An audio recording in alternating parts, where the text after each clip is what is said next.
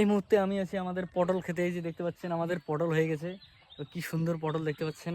আমি একটু সুতার উপর দিয়ে চলে এসেছি, কারণ নিচ থেকে ভালো হবে না ভিডিও করা।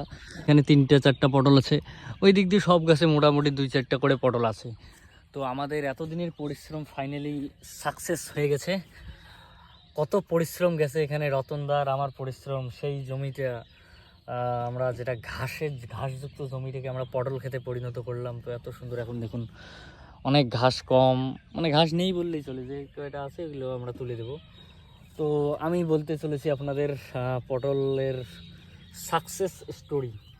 তো প্রথমে আমি একবার বলেছিলাম যে আমি পটল করব, জামাইবাবুকে বলেছিলাম, কারণ ওনারা পটল করেন বাড়িতে। তো এমনি আমি বলেছিলাম। তো তারপর আমি জানি যে আমি করতে পারবো না, অত যোগাযোগ করিনি। এইদিকে আবার রতনদাও বলেছে যে ও পটল করবে, এবং ওদের ওইদিকে একটা জমি আছে, ওই জমিটাতে করতে চাইছিল।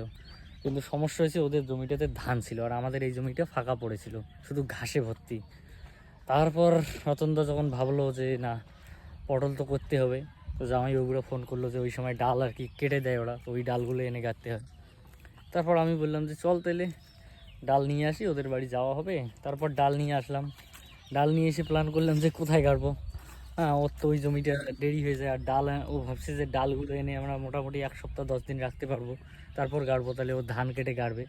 কিন্তু ও ধান তো মানে ডালটা আর অতদিন থাকবে না আর কি, ডালটা তাড়াতাড়ি কাটতে হবে, নাহলে ডালটা নষ্ট হয়ে যাবে, তো 2 দিনের মধ্যে। তারপর আমরা হঠাৎ প্ল্যান করলাম যে এই জমিটাতে গাড়ি, দুইজনে আমরা শেয়ারে গাড়ি। অর্ধেকটা আমাদের জমি, অর্ধেকটা আমার কাকুর জমি। তো পরের দিনে আমরা গাড়ি এনে চাষ করলাম, এবং যে ঘাস ছিল ঘাসের মধ্যে আমরা গেড়ে দিলাম পটল।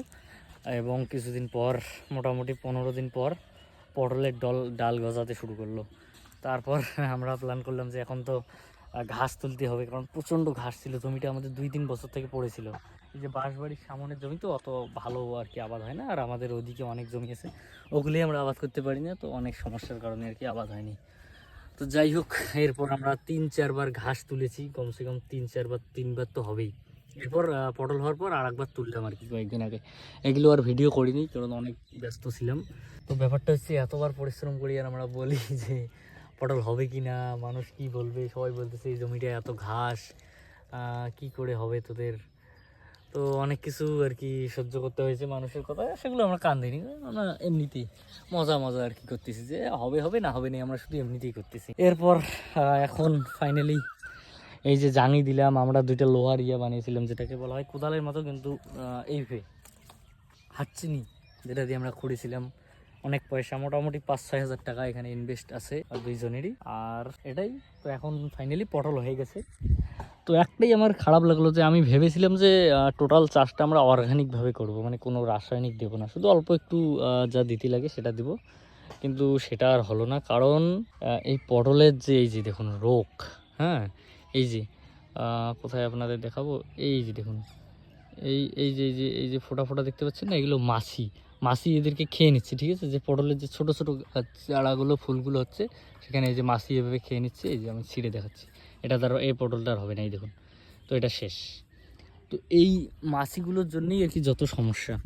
এই মাছিগুলো যদি না থাকতো, তাহলে আমাদের একটা সারও দিতে লাগতো না। মাছি, সবুজ কিছু পোকা, হ্যাঁ, আরও অনেক কিছু 2-1 রকমের। তো এগুলোকে মারার জন্য এখন আমাদের মাছি মারার জন্য স্প্রে করতে হচ্ছে। এবং আরেকটা জিনিস আছে, সেটা হলো ধসা, একটা রোগ, যেটা আলুতেও হয়, আর এই পটলের ধসাটা আলাদা। এই যে পাতাগুলো হলুদ হয়ে যাচ্ছে, এরকম পুরো ডাল সহ হলুদ হয়েছিল কয়েকদিন আগে। তো সেটা সেই হিসেবে আমরা 2টা স্প্রে করেছি, 2 রকমের, একটা ধসার জন্য, একটা পোকা মারার জন্য। আর মাছিগুলো মারা যায় না, তো মাছিগুলোর জন্য এখন আমাদের একটা ফান আনতে হবে, সেটা জামাইবাবুদের ওখানে আছে। তো সেই ফানটা আমি কয়েকদিন পর হয়তো যাব, তারপর নিয়ে আসবো। তাহলে কি হবে, ওই ফানের মধ্যে মাছিগুলো আর কি আটকা পড়বে। সেখানে কি খাওয়ার জন্য ঢোকে সেটা আমি জানি না, কি সিস্টেম আমি দেখিনি এখনো। সেখানে মাছিগুলো ঢুকে আর কি মারা যায়। ফান বলতে একটা, মনে করো একটা বাক্সের মতো জিনিস থাকবে, সেখানে মাছি ঢুকবে এবং মারা যাবে। আমি এখনো দেখিনি জিনিসটা কীরকম। তো এটাই করতে হবে, তাইলে আমরা কিছু পটল বেচবার জন্য পটল রেডি হবে। এখন তো যা পটল আছে একবেলা খেলেই শেষ হয়ে যাবে আমাদের। তো এটাই বলার ছিল।